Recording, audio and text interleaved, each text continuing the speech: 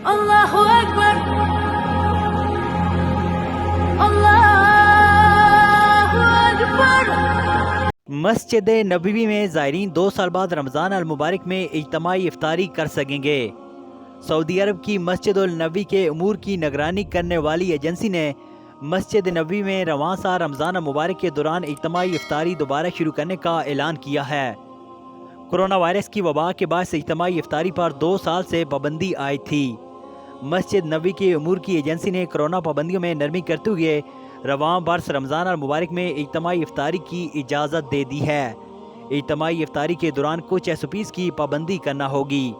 Agency کے مطابق اگر سماجی فاصلے کی پابندی برقرار رہی تو ایک دسترخوان پر زیادہ سے زیادہ 5 افراد کو بیٹھ کر افطاری کرنے کی اجازت ہوگی۔